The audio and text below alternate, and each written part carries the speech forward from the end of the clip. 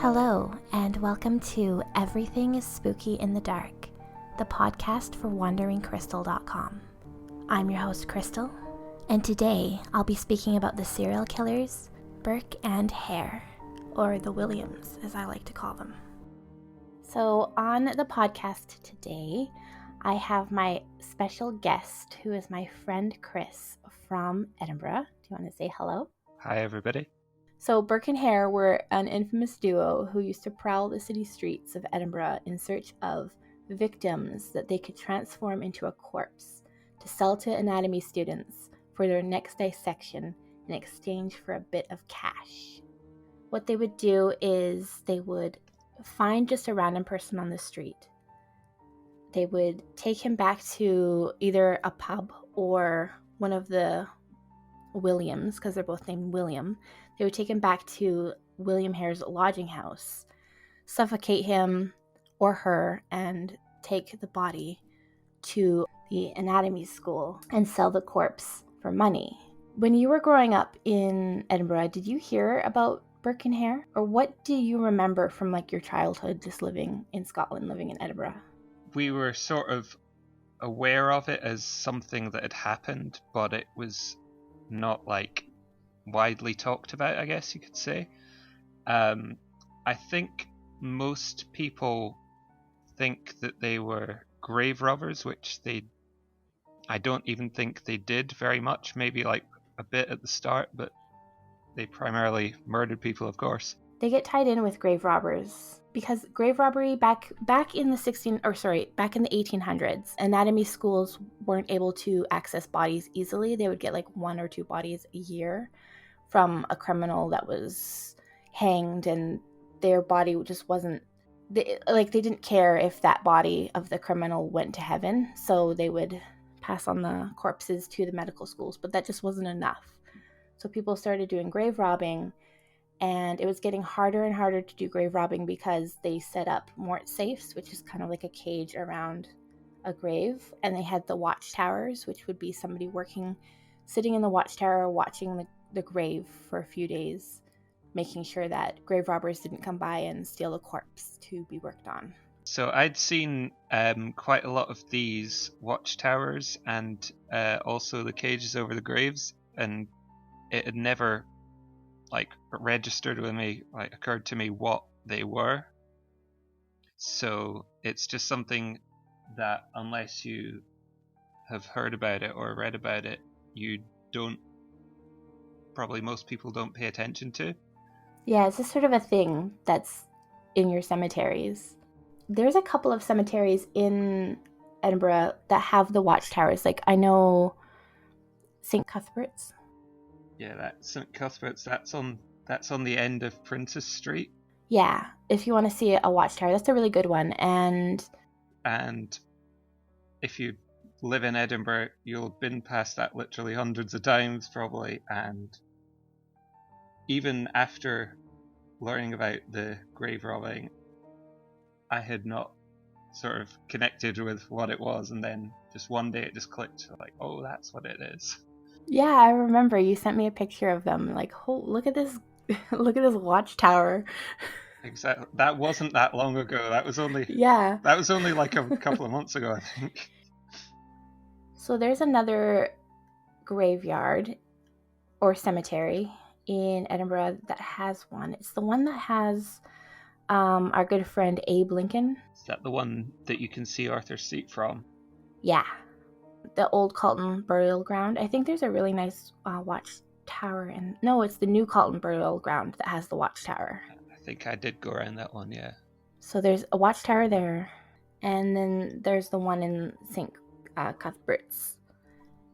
And then I don't know about mort safes besides Greyfriars. I mean, they have to be elsewhere. But I really only noticed them in Greyfriars. I mean, the St. Cuthbert's one, I wouldn't be surprised if there was a couple down there. Yeah, there has to be. I'm gonna have to go next time I'm in Edinburgh. Yeah, there has to be. I'll keep a lookout. All right.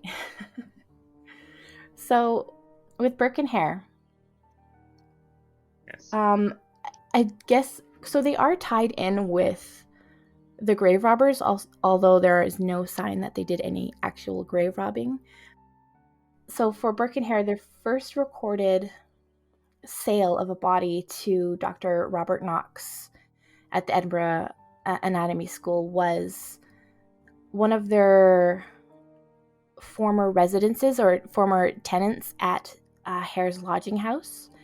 And what had happened was supposedly this man, whose name I don't have, he had died and he still owed William Hare rent.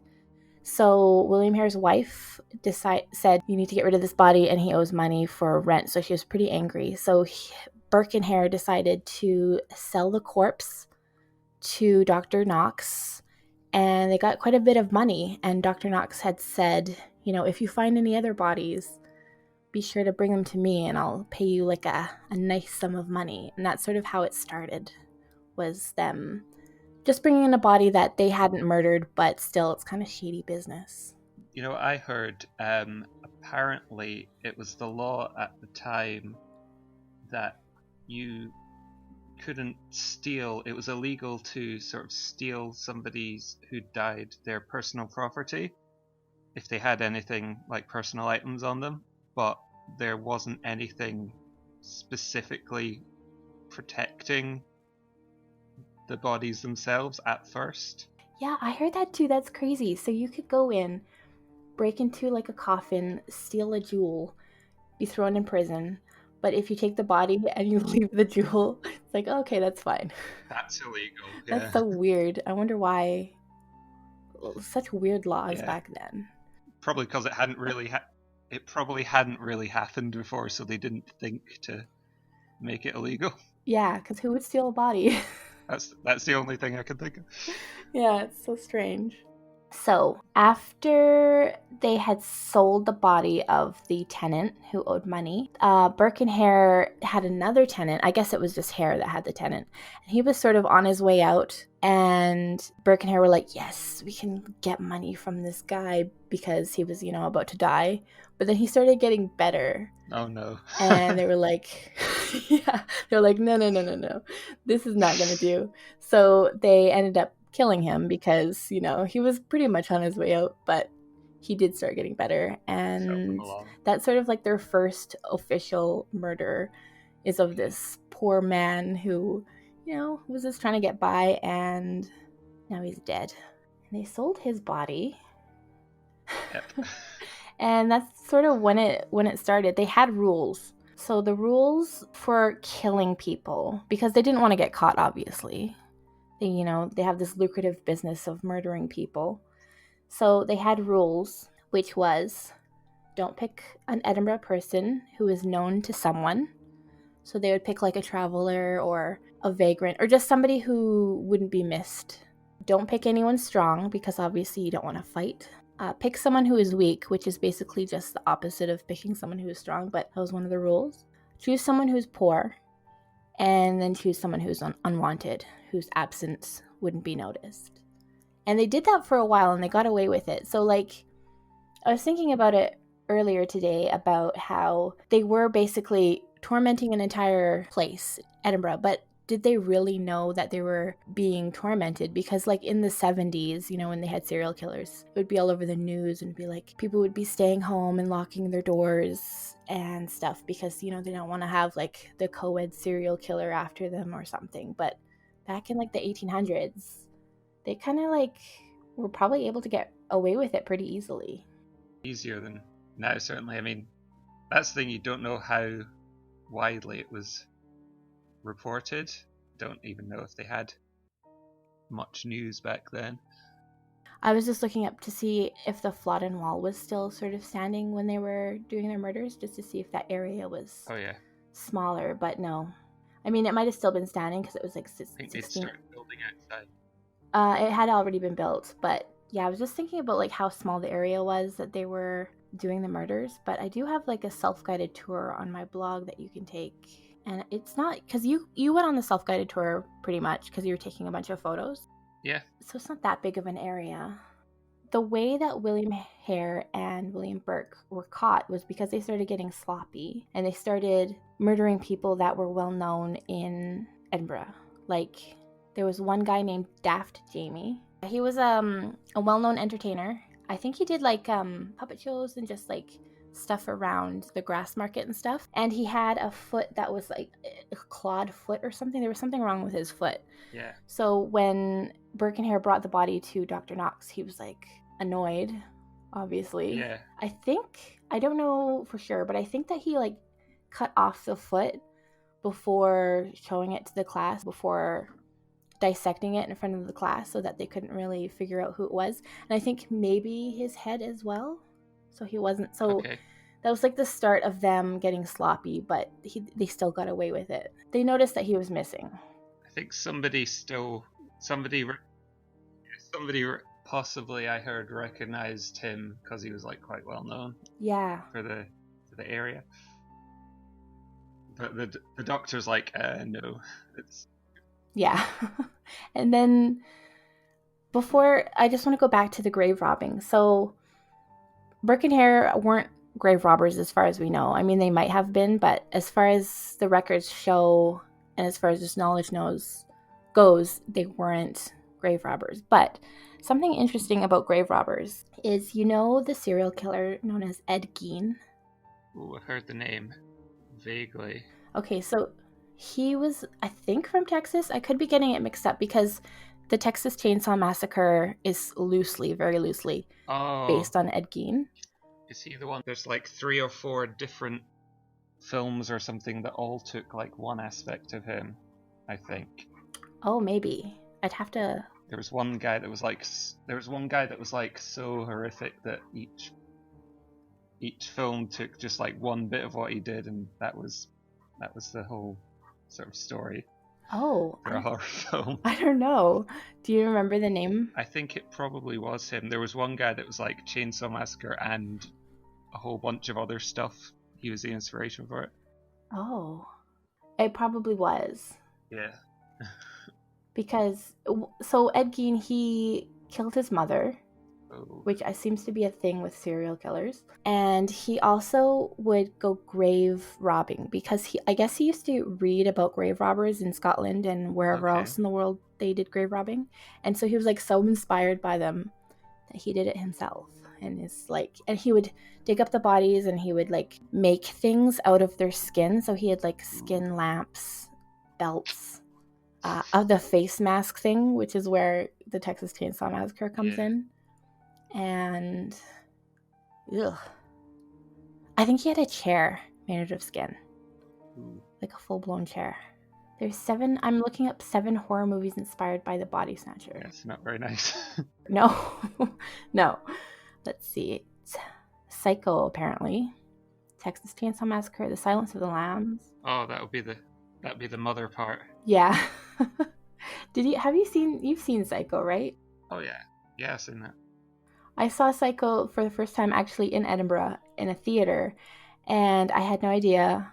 All I knew was like the shower scene, like the famous shower scene where the girl screams. And I had no idea. Everyone knows that one. Yeah, I had no idea at the end that he was his mother. and wow, that was a shock, and it was a hilarious shock. I really enjoyed that. I enjoyed seeing that for the first time in a theater. Ew, there's a movie called 3 on a Meat Hook. Warning, not for the Bloody Mary for lunch bunch. What? And Deranged, 1974. Ed and His Dead Mother, 1993. A lot of these movies I haven't heard of, but probably a reason for that. Apparently they're all inspired by Ed Gein. But yeah, so interesting that he was inspired by these people who did grave robbing, and that was sort of his legacy. I mean, also he was a murderer, but they're both pretty bad. I'm trying to justify which one is worse. I think maybe murder is worse, and then the grave robbing. Yeah. Because the grave robbing is horrible, but they're already dead at least. And I wouldn't make their face masks out of skin and stuff. That's just gross. So Burke and Hare, just back to you and learning about Burke and Hare. So obviously it wasn't discussed in school. It was just sort of like a thing. Like, how did you hear about them?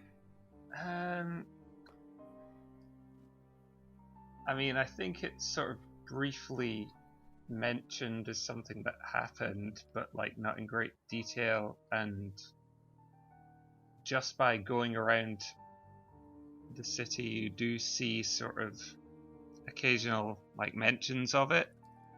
There's no like one place that has all of the details. You just like sort of piece it together as you're going around. I see. Yeah, I was just curious because I don't think I heard about them before I moved to Scotland, and I really have no idea how I learned about them. Like, I guess maybe a ghost tour, Probably. and then I sort of like was interested in learning more. I think at the time when you were living here, I said something like, "Oh, they would make a good plot for a movie," and then like a couple of months after that film came out about them, just coincidentally. Oh yeah, the one with Simon, what's his name? Simon Pegg? That was it, yeah. Just completely coincidentally. Yeah, have you seen the Burke and Hare that he did with? I think we saw that for my birthday, didn't we? I don't remember, but it's not a great movie. I think it was when Angela worked at that cinema and we just got in for free. Oh, okay. Yeah, I don't really remember that, but I do remember seeing it with both of you. Oh, there we go. Yeah, I watched it again recently, and I've not seen it since. Yeah, it's really not great. But I mean, it's a comedy about serial killers, so there's not really much you can expect. So Edinburgh, I don't know if it's still this way, but Edinburgh used to be very advanced in the medical field. So students from all over the world would go to Edinburgh to go to the university there and learn more about human anatomy. You were recently a student, several years ago, at the University of Edinburgh. 10 years almost. So you weren't in anatomy, you were in archaeology? Yeah. So do you think it's still pretty advanced in medical field nowadays? Edinburgh as a city, or just Edinburgh University? I know the university still has like a medic department that is like sort of well regarded around the world, but it's not, I don't think it's like the number one place. There's probably other parts of the world that have caught up, but yeah, it's still fairly well respected in that field. I see. I was curious. Just because they had the whole thing set up, so they've just carried it on basically. The thing I will say about my university, I don't know if you were going to get onto this. I didn't realize for the longest time this is part of, you don't, I guess, put it together in your head until you actually see these places. I didn't realize the university buildings that I had a lot of my classes in was pretty much in the same area as where the Dr. Knox Medical School was. It was like literally round the corner and just go around the back. I had no reason to go round the corner to this other building when I was studying there, so I had no idea. But then when I looked up where it actually was, like, hold on, that's near where I was, studying. Yeah, isn't that crazy how Edinburgh is just so old that places that have changed and are different now were places, in the past that were like filled with people who would murder or, it's crazy. Like you walk past just like a wall in Edinburgh and there's like so much history there. It's really cool. All those pubs along the Grassmarket, and like that's where they all went for their victims and things. Yeah, like I think the White Hart Inn is the one that they say. I mean, who knows really, but if you're along the Grassmarket, the White Hart Inn is the one that they would take them to. There's another one just on the corner. I think it's Fiddler's Arms or something. They said they killed an Italian guy, which I hadn't heard of before. I just found that out the other week. Yeah, on one of your many walks through a very quiet Edinburgh due to the pandemic. lockdown walks. Yeah, your once a day exercise, which equals like 2 hours of walking. Yeah. The place that you're talking about near your university, or where you were studying, is Dr. Knox's anatomy school, and it's at High School Yards in Edinburgh, and that's where Burke and Hare would take the corpses to Dr. Knox. It's Old Surgeons Hall is what it's called. So it's not the Surgeons Hall museums, but it's pretty close by. I kind of want to go in, but they might have an operating theater in there. Yep. I wonder if they do, or if they've moved it, or... When we were having classes, they had a bit upstairs that they had sort of practical classes, and we looked at old bones and things like that in there. I don't know if that was part of it. Old bones and things. The best way to describe it. I pieced together a skeleton once. A real one. A human one? Yeah. What? You didn't tell me about this. Did I not tell you? No. Oh well. For some reason, like I know what you studied was related to humans, but I always just think of like paleontologists or just people that dig up like animal related stuff rather than humans. But anyways, go on. I think the building that I was in was used as like a hospital for a while. Oh. And then Dr. Knox's place was a little bit separate around the back. It's technically a separate building, but it's just round the corner, so he would have gone past that building all the time as well. So that's cool. I think it's cool. Then there's my favorite bit, which is where they lived, Burke and Hare, where they lived. Oh, yeah. Which is now a horrible looking office building. It really is. Which I'd been past a load of times. I think what was it called? It's the Argyle House. Yeah. What did it used to be called? Tanner's Lodging House? That was it. Or Tanner's Close, I think. Yeah. Oh yeah, Tanner's Close Lodging House. That's right. So when I was going around looking for stuff, I read up where Burke and Hare stayed, and it said Tanner's Close. I thought, I've never heard of that. I'll look it up on a map. I couldn't find it on Google Maps since, does it not exist anymore? Then somehow I just find out where it was, and it's this 60s office building or however old it is, and I'm like, I've been past this loads of times. It looks horrible. It really does. That's where they stayed. They had terrible design in the 60s. It just is really out of place with the rest of Edinburgh. It just is ugly. It's now on Lady Lawson Street. And last time I was in Edinburgh for my friend's wedding, I was staying in the Grassmarket, and there's a Tesco right across the street from there. And I would go to that Tesco for food, obviously, which is a grocery store. And I had no idea at that time that this nasty, gross, unattractive office building was the site where they killed most of their people. Yeah. You just never know. But if you are gonna take like I said, you don't pay attention. Yeah, exactly. If you're gonna take like a self-guided tour of Burke and Hare, definitely though stop by Tanner's Close Lodging House in Westport, which is just like basically the Grassmarket is just up the street a little bit. Yeah, a couple of minutes.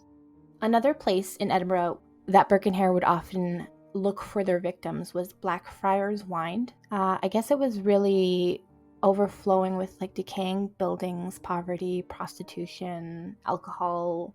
So it was really easy to find somebody who was either drunk or weak or poor or just, staying there as they were passing through Edinburgh that they could basically take to Hare's lodging house and murder.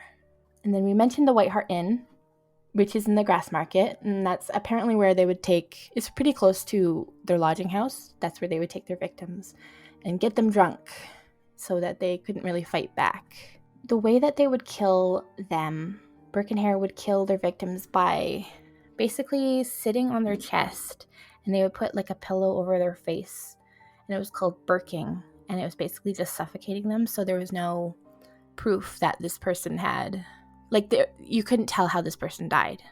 So when they were like looking, or they were dissecting their bodies at the medical school, there was no obvious sign of death. Okay. You probably would be able to tell that now. Yeah.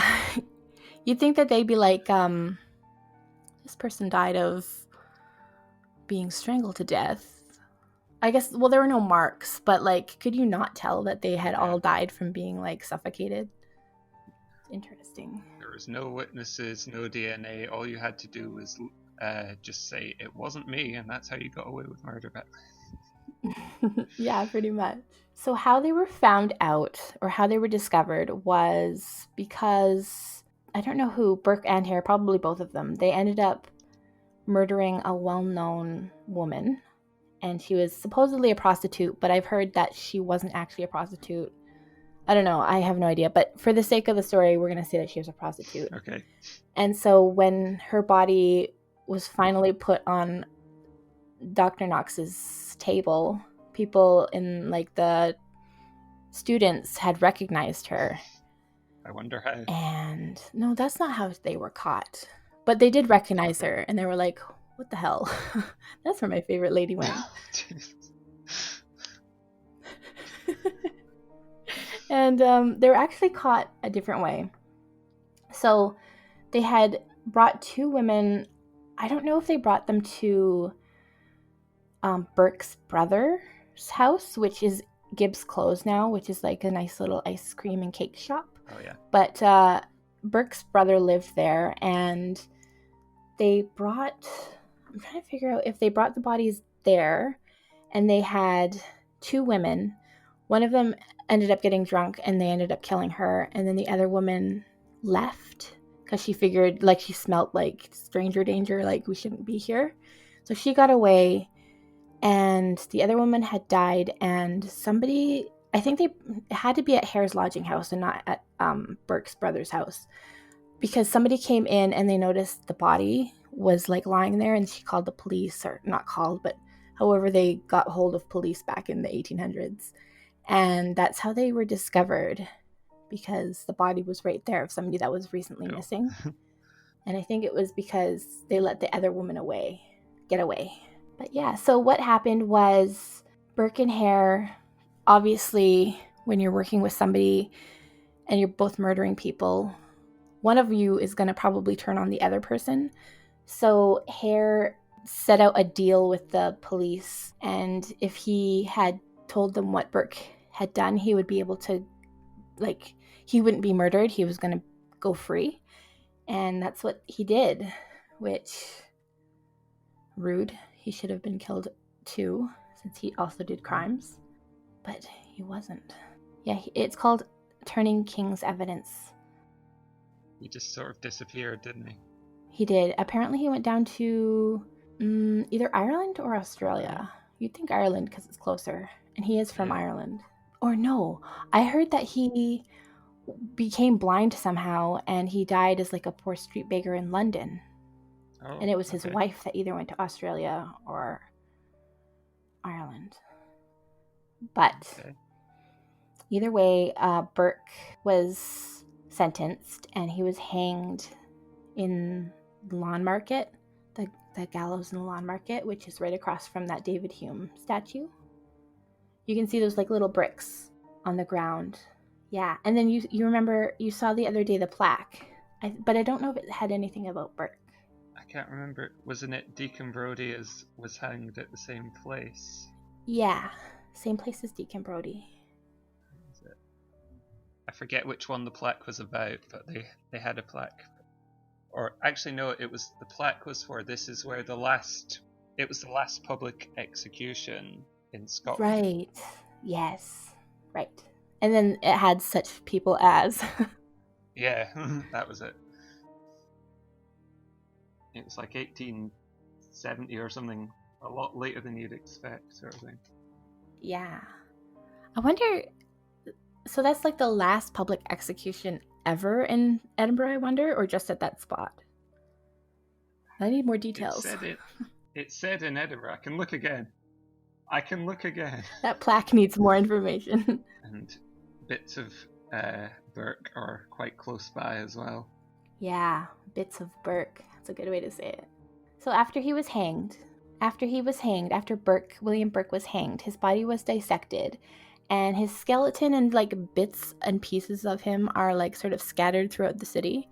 So his skeleton was put on display at the Anatomical Museum at the University of Edinburgh, which is still there, so you can go visit Burke's skeleton.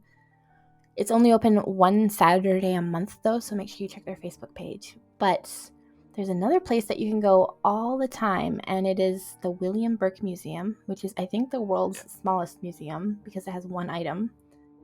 And it's in Westbow at the Caddies and Witchery Tour shop. And it's a little book. It kind of looks like a wallet, but I guess it's a card case.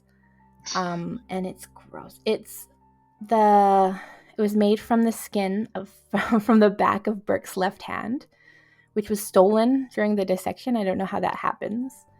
And there's another book made of his skin at the Surgeon Hall Museums, as well as a death mask of just Burke. But there's another death mask of William Burke and William Hare, although the William Hare is a life mask, at, what is that place? National Gallery, Portrait Gallery. I remember going around it. I think it was the National Portrait Gallery. Yeah, the National Portrait Gallery. So you can see William Burke's death mask and William Hare's life mask, just so you can kind of see what they look like. But yeah, it's really weird and cool. And that's on Queen Street. Yeah, I also went to see the actual skeleton when the Anatomical Museum was open. The one time I managed to get there. And I know people were smaller back then, but it's like, I'm pretty sure we could have fought him off. He was quite a small guy. We would not have been William Burke and William Hare victims. He was determined. Let's say that. So how big was he? Like, do you think he's like 5'5"? I mean, it is a skeleton. Like, I wonder if, like, when there's skin and stuff on it, they're bigger. I'd say like probably under 5'5". Like, I know people were smaller back then, but it just was like, to actually see somebody who'd kill this many people, you're like, oh, there he is. He's just a little guy. Yeah. I don't know what I was expecting, but yeah. Just seeing her like that. You can also see, so I didn't talk about this, but the Coffin Dolls. So there are Coffin Dolls, or dolls that were found on Arthur's Seat in like 1830 or something like that, 1836. There were 17 miniature coffins, each containing a little miniature doll found on Arthur's Seat. And there's no proof. Like, this is just a theory that they're tied to Burke and Hare, but I guess Burke was a shoemaker, so he was able to make stuff like these dolls, and people are thinking that maybe the dolls were made out of like gilt or like sort of like an effigy, but who knows. But you can see the Coffin Dolls at the National Museum of Scotland on Chambers Street, which is right across the street from Friars. So you can go see the Mort safes and then go see the Coffin Dolls that are possibly, I mean, that seems like the most logical theory, but who knows? They're just a mystery. I love the Coffin Dolls. But yeah, so that's it really. I just wanted to kind of talk about the murders of Burke and Hare, although I didn't really get into the specific victims besides the last few that they murdered and Daft Jamie. It's crazy that they were able to get away with so much, and they probably would have continued getting away with it if they weren't like so sloppy at the end, if they just continued killing people that people didn't know. And I don't know if it's just because they were sloppy or that they didn't realize that these people were kind of well known in the community. I think they just thought, it's easy money, we just want more and more kind of thing. I heard they were spending it all on drink as well. That was the other thing. Yeah, and gambling. That was it. Yeah. They were probably getting like really rich and they just wasted it. They're probably like, yeah, this is a good idea, keep going. Yeah. So basically their greed is why they got caught. Oh, and I think one of the reasons that they're so important is after William Burke and William Hare, or the Williams as I like to call them, and kind of wish that everyone called them the Williams. Yeah, the Anatomy Act was created in 1832, and I would give you more information about it, but my internet's not working. Oh. It's very slow. So, but it was an act that sort of made it so that more bodies would be able to be worked on, rather than it being such an issue where it was only like 1 or 2 bodies a year. So yeah, so they sort of, I don't know if that's why they're so famous, or if it's just because of the horrific acts that they did, but they did cause like a huge change in... When people, I don't know, when did people start donating their bodies? I don't know. Yeah, when did they start donating their bodies? I don't know, because why they decided that... So one of the reasons they didn't want their bodies dissected was because they thought that either they wouldn't go to the afterlife at all, or that once they arrived to the afterlife, they would be like in pieces, like depending on how their body was when they died. So yeah, I don't know when exactly they decided, oh, that's not true, or they were just okay with it. But yeah. I think it had something to do with Burke and Hare and the Anatomy Act. Strange how they are famous as being something that they didn't really do that much. Yeah, the grave robbing. The grave robbing. The world's most famous grave robbers. If they weren't grave robbers, then like who were? Because it was a problem at the time. Yeah, this is what I heard, is that what happened was, I don't know how true this is, and I cannot like reference it at all, but apparently the people that did the grave robbing would hire like poor children to go in, and they would like they would like dig up the grave, or they would open up the coffin, dig it up a little bit, so they would dig it up a little bit, and they would stick like a hook or something in the person's jaw, the corpse's jaw, and then they would like pull up the corpse through that, but they would get children to do it.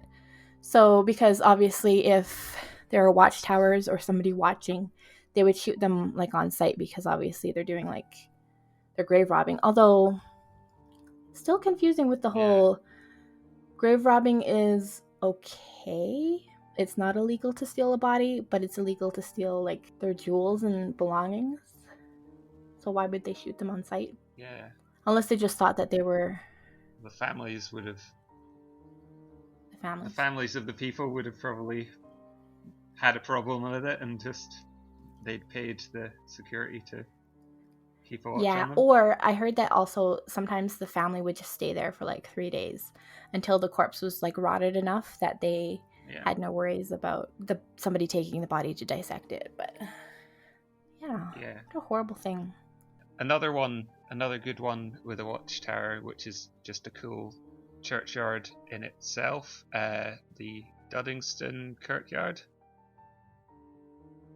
That's just like a small one, the other side of Arthur's Seat, I guess you could say, which it's just got like this quite a small watchtower. It's a small place, but it's another good example of one if people want to go and see that. It's quite amazing what happened in the past, and lots of people don't realize it, like myself. I'm interested in history, and even I didn't realize a lot of this stuff had gone on. So I guess go do some of your own research, listen to stuff like this, and you'll be amazed what you can find. Go read wanderingcrystal.com. Exactly, go and read that. It's the best one.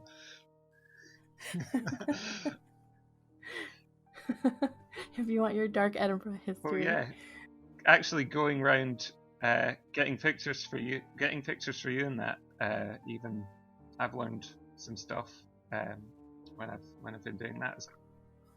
Yeah, it's pretty good, pretty cool.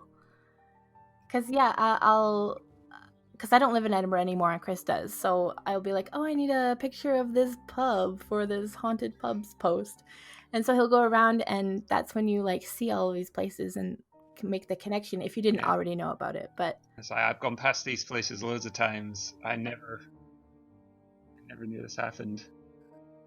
That's why one of the reasons I liked living there so much was because I would pass something and I had no idea about the history, and then I would eventually learn about it. And even now, there are tons of places in Edinburgh that I'm sure still don't know like tons of the history about, but it's cool that so much happened in one little place. Well, it's not a little place, I guess, but still, Yeah. it's cool that it happened in Edinburgh, and I lived there and you still live there, and everyone should visit when you can. Not right now. But not all at the same time. Not like, in August when they have the festivals. They're not having the festival now, so we're all good. Okay. And not right now during a pandemic. Yeah. Not in 2020. Thank you very much for being a guest on the podcast. No problem. And that's it. Thank you so much for listening to the podcast, Everything is Spooky in the Dark. If you want more information on Burke and Hare, or you want to take the self-guided tour the next time you're in Edinburgh, be sure to visit wanderingcrystal.com. I'll post a link to the Burke and Hare blog post and self-guided tour in the description box. Thank you. Bye.